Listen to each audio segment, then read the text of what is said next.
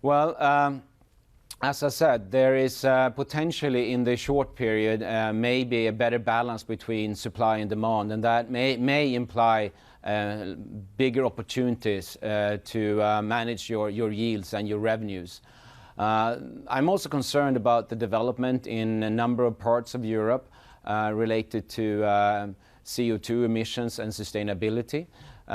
We need to demonstrate as an industry and as a carrier that we are determined to move our business towards more sustainability. Otherwise, we will see more regulations and we will see more kind of imposed, domestic taxes, and that can create a significant problem, not just from a profitability point of view, but also for our ability to move our industry towards a more sustainable aviation.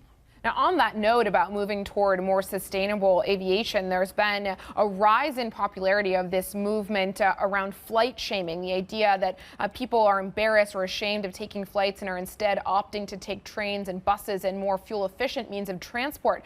You obviously have pledged to cut your own emissions by 25% by 2030, but that, of course, comes with costs. Biofuels tend to be more expensive than traditional ones. So can you, putting it all together, quantify the impact of this growing climate debate?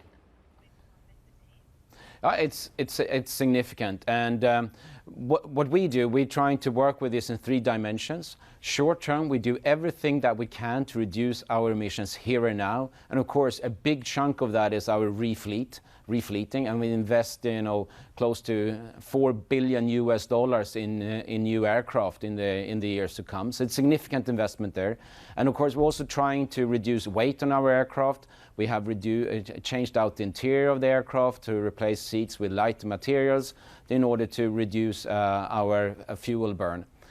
Longer term, we also engage with, in this case, with Airbus, and we work with them in their R&D efforts towards the next generation of aircraft, aiming for completely fossil-free aviation in the future.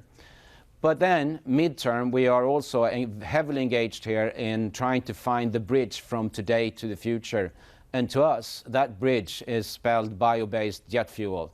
So we're really trying to get a large-scale production going for bio-based jet fuel, because you're absolutely right. Today, the price differences between biofuel and fossil fuel is way too big. We're talking 4 or 5 times more expensive to fly on bio-based fuel than fossil fuel. So we need to get that going, and there's an enormous drive from our side to really take this industry forward in all these dimensions, both short-term, long-term, and then also the mid-term bridge to the future. Hi, I'm Joanna Bersecci, and thank you for watching. You can check out more of our videos by clicking on the boxes on the screen. And don't forget to subscribe to our channel for more from CNBC International. Thank you for watching.